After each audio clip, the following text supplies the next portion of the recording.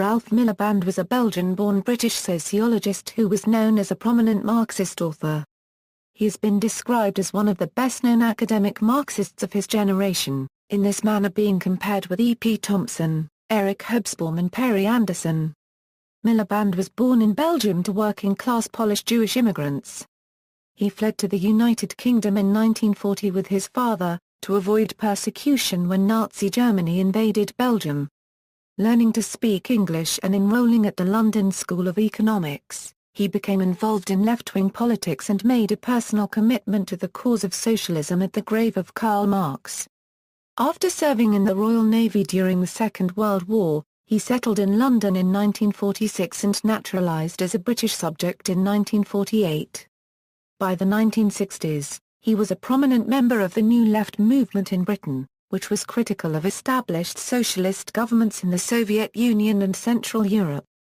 He published several books on Marxist theory and the criticism of capitalism, such as Parliamentary Socialism, The State in Capitalist Society and Marxism and Politics.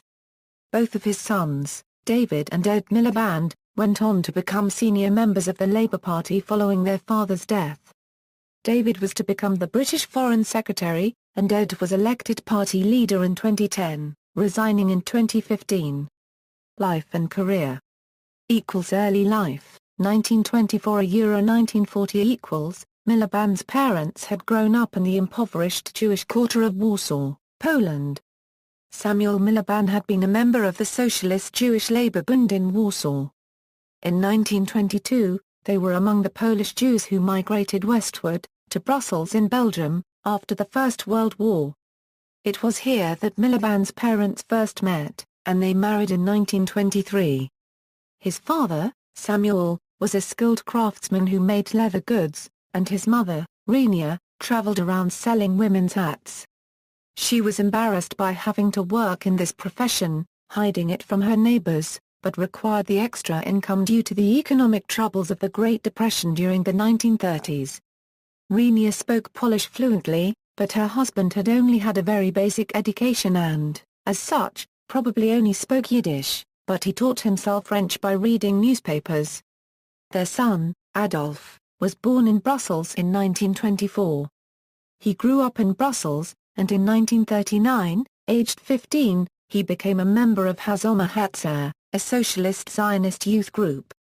In May 1940, following the outbreak of World War II, the armies of Nazi Germany invaded Belgium, and the Miliband family, being Jewish, decided to flee the country from the anti-Semitic Nazi authorities. They missed the train to Paris and, although Adolf who was then 16 wanted to walk to the border, the family recognized that his younger sister Anne-Marie, who was only 12, was too young for such a trek. It was decided that Renia and Anne-Marie would stay in Brussels, while Sam and Ralph would go ahead and make the journey to Paris. However, along the way Sam decided to change the plan and went with his son to Ostend, where they caught the last boat to Britain. They arrived there on May 19, 1940. Early years in Britain, 1940–1959. In London, Miliband abandoned the name Adolf due to its connection with Nazi leader Adolf Hitler and instead began calling himself Ralph. He and his father gained work in the Chiswick area removing furniture from houses bombed in the Blitz and, after 6 weeks, were able to send news to Renia and Anne-Marie that they were in London. Discovering that the Jews of Belgium were being rounded up by the Nazis, to be sent to extermination camps in the Holocaust, Renia and Anne-Marie managed to escape to a rural farm, where they were hidden by a French family until after the end of the war, when they were reunited with Sam and Ralph. However, several of Miliband's relatives and his best friend, Maurice Tan, were killed in the Holocaust. To his dismay, the teenage Miliband came across anti-Semitism in London. In a diary entry made shortly after he arrived in Britain, he wrote, "The Englishman is a rabid nationalist. They are perhaps the most nationalist people in the world. When you hear the English talk of this war you sometimes almost want them to lose it to show them how things are. They have the greatest contempt for the continent in general and for the French in particular. They didn't like the French before the defeat. Since the defeat, they have the greatest contempt for the French army. England first. This slogan is taken for granted by the English people as a whole. To lose their empire would be the worst possible humiliation. Learning to speak English, Ralph gained a place at Acton Technical College in West London with the help of the League of Nations Commission for Refugees in January 1941. After completing his course there, he gained the help of the Belgian government in exile to study at the London School of Economics. He had become interested in Marxism and revolutionary socialism, and visited the grave of Marxism's founder Karl Marx in Highgate Cemetery in North London, to swear an oath to the workers' cause. Meanwhile, with a constant aerial bombing of London by the Luftwaffe, the ALll was evacuated to the premises of the University of Cambridge. Harold Laski, the historian and socialist theorist, was a dominant figure in the ALll at this time. Miliband studied under Laski, and was considerably influenced by him politically. Miliband volunteered to be sent to Belgium to assist the resistance movement, and passed his medical in January 1942, but as a Polish national he was not allowed to join until the Polish authorities gave consent. He asked Laski for help in joining the services, and shortly afterwards A.V. Alexander, First Lord of the Admiralty, wrote advising him to go and see a Vice-Admiral at the Admiralty, who would fix it up. Miliband joined the Royal Navy in June 1943. He served for 3 years in the Belgian section of the Royal Navy, achieving the rank of Chief Petty Officer. He served on several warships, tasked with intercepting German radio communications. His initial exhilaration soon wore off as months passed without seeing action. Then in June 1944 he took part in supporting the Normandy landings, which he wrote was the biggest operation in history, and he would not miss it for anything. He saw further action at the Toulon landings. After the war, Miliband resumed his studies at the ALll in 1946, and graduated with a first-class degree in 1947. He began a doctorate on popular thought in the French Revolution in 1947, but did not complete his thesis until 1956. After obtaining a Leverhulme Research Scholarship to continue his studies at the ALll, Miliband taught at the Roosevelt College in Chicago. He became a naturalized British subject on September 28, 1948. In 1949 he was offered an assistant lectureship in political science at the ALll. New Left, 1960–1994 Miliband joined the Labour Party in 1951, and was a reluctant Bevanite in the early 1950s. He joined the British New Left, alongside the likes of E.P. Thompson and John Saville, at the New Reasoner in 1958, which became the New Left Review in 1960. Miliband published his first book, Parliamentary Socialism, in 1961, which examined the role that the Labour Party played in British politics and society from a Marxist position, finding it wanting for a lack of radicalism. Paul Blackledge would later claim that it was arguably Miliband's finest work. He ended his membership of the Labour Party in the mid-1960s, and subsequently remained independent of formal political affiliation. He began arguing that socialists in Britain had to start working towards building a viable alternative that would be genuinely revolutionary socialist in its positions. He also set up the Socialist Register with Saville in 1964 and was influenced by the American sociologist C. Wright Mills, of whom he had been a friend. He published The State in Capitalist Society in 1969, a study in Marxist political sociology, rejecting the idea that pluralism spread political power, and maintaining that power in Western democracies was concentrated in the hands of a dominant class. Miliband was passionately opposed to American involvement in the Vietnam War. In 1967 he wrote in the Socialist Register that the U.S. has over a period of years been engaged in the wholesale slaughter of men, women and children, the maiming of many more, and that the United States catalogue of horrors against the Vietnamese people was being done in the name of an enormous lie. In the same article, he attacked Harold Wilson for his defense of the United States action in Vietnam, describing it as being the most shameful chapter in the history of the Labour Party. He went on to say that the U.S. government made no secret of the political and diplomatic importance it attached to the unwavering support of a British Labour government.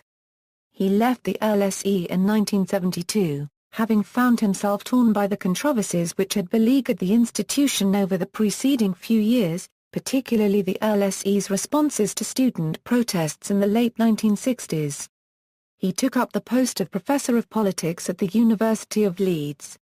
The time at Leeds was an unhappy period for Miliband.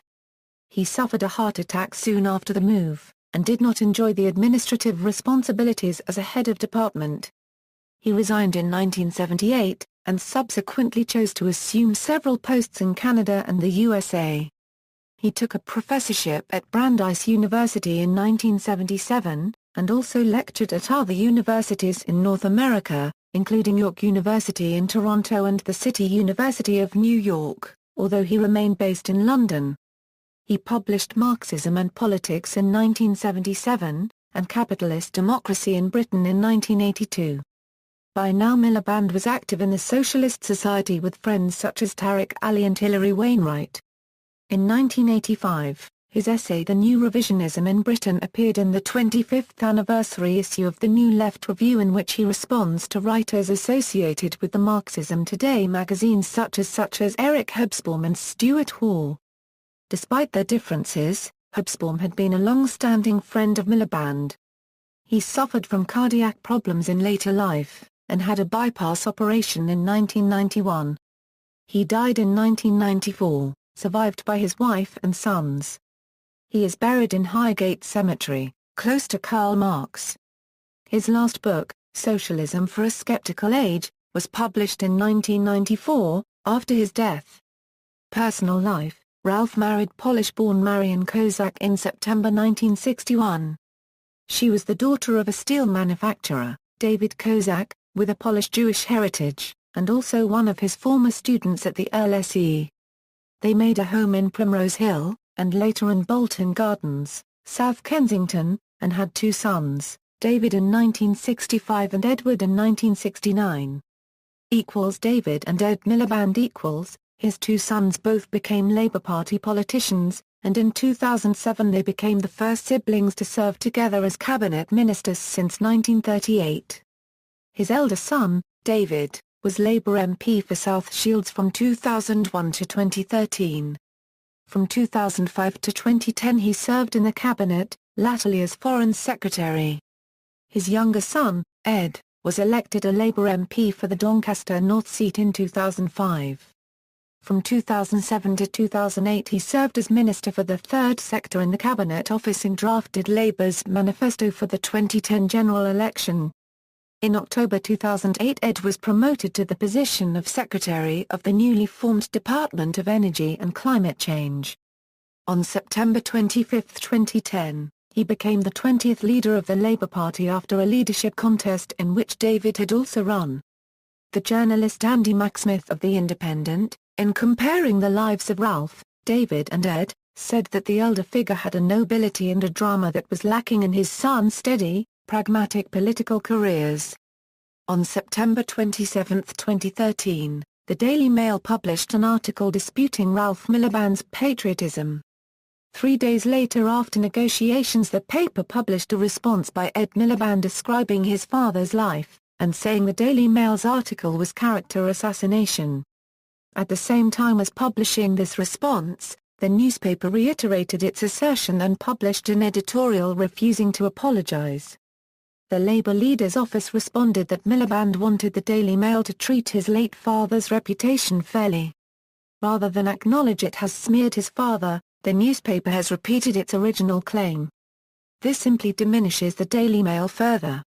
It will be for people to judge whether this newspaper's treatment of a war veteran, Jewish refugee from the Nazis and distinguished academic reflects the values and decency we should all expect in our political debate. Ed Miliband's response gained support from across the political spectrum, and was endorsed by the Conservative Prime Minister David Cameron. When it was found that a Mail on Sunday reporter had intruded on the private funeral of Ed Miliband's uncle, the newspaper group's proprietor Lord Rothermere and the Sunday paper's editor apologized for this. Bibliography: Parliamentary Socialism, A Study of the Politics of Labour. ISBN 0-85036-135-4. The State in Capitalist Society, ISBN 7043-1028-7, Marxism and Politics, ISBN 0-85036-531-7, Capitalist Democracy in Britain, ISBN 0-19-827445-9, Class Power and State Power, Divided Societies, Class Struggle in Contemporary Capitalism, Socialism for a Skeptical Age. References, footnotes. Bibliography. Further reading, Aronowitz, Stanley, and Peter Bratzes. Paradigm Lost, State Theory Reconsidered, Barrow, C., Burnham, P., Weatherly, P. eds. Class, Power and State in Capitalist Society, Essays on Ralph Miliband, Blackledge, Paul. Laborism and Socialism, Ralph Miliband, a unregistered trademark S. Marxism. International Socialism 129. Newman, Michael. Ralph Miliband and the Politics of the New Left. External links, Marxists.org. Bibliography of Miliband, Lippmann Miliband Trust, Socialist Register.